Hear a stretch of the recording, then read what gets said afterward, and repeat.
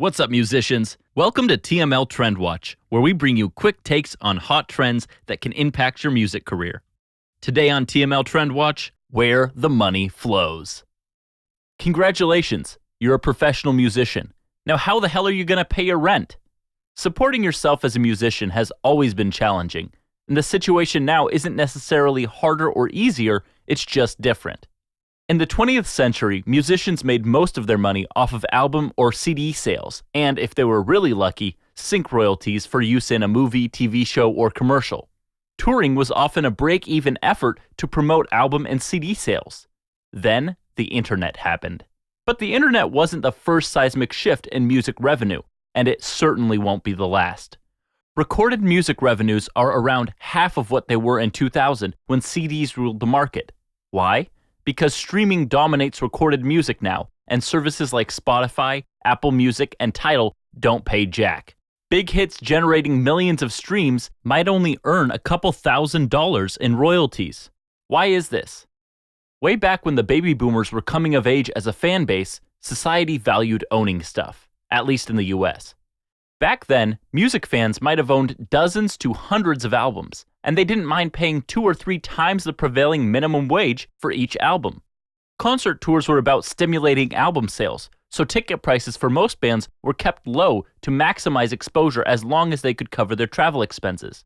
Now people tend to value experiences more than ownership, and live concerts can be epic experiences.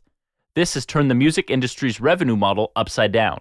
For less than the prevailing minimum wage, fans can get monthly access to tens of millions of songs. Most of these songs have no value to the subscriber. In fact, they'll never even listen to a tiny fraction of a percent of them, but they're all included in the subscription fee whether they want them or not. Live performances, including merch sales, are now a primary source of revenue, and the tiny amount of royalties generated from streaming services are rationalized as a way to generate exposure that will drive ticket sales. What else will fans pay for? Don't worry, we'll get to that in a minute. So how much do the different streaming services pay? Notice a trend? In general, the most popular streaming services pay the least, and the most artist-friendly services don't have a meaningful market share.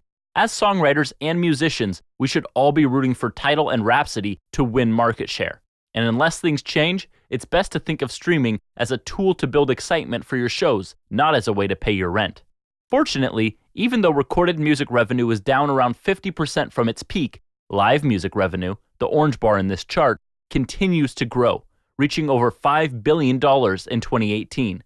By the way, live music is more than just local bars and giant festivals. Your fans are looking for experiences. Get creative in teaming up with other types of artists and events to expose people to your music. Think your fans dig roller derby? Try to get booked as the halftime show.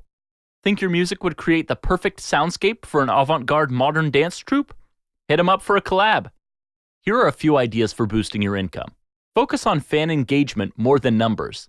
In the early part of your career, 1,000 rabidly passionate fans can be way more important to your ultimate success than 100,000 casual listeners.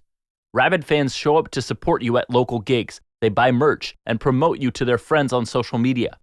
Seek out commercial tie-ins. Jimmy Buffett's music opened the door to a lifestyle empire spanning clothing, restaurants, and bars.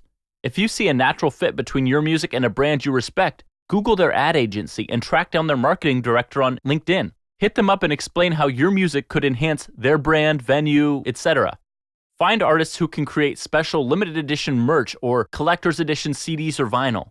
This goes back to the first point. Nurture your most passionate fans. Build a fan club or community. Lady Gaga has her Little Monsters, the Grateful Dead have the Deadheads. What tribal identity can you create for your most passionate fans? Want to learn more? Let us know in the comment section and we'll work on a deeper dive. Be specific. Do you want info about the global market or specific countries and/or specific genres of music? Do you want profiles of the business breakdown of emerging and/or established artists? Do you want tips and tricks on how to negotiate contracts or even with whom you should be negotiating those contracts? Let us know, and as always, remember to like, comment, share, and subscribe, and have a TML-tastic day. I'm not saying that.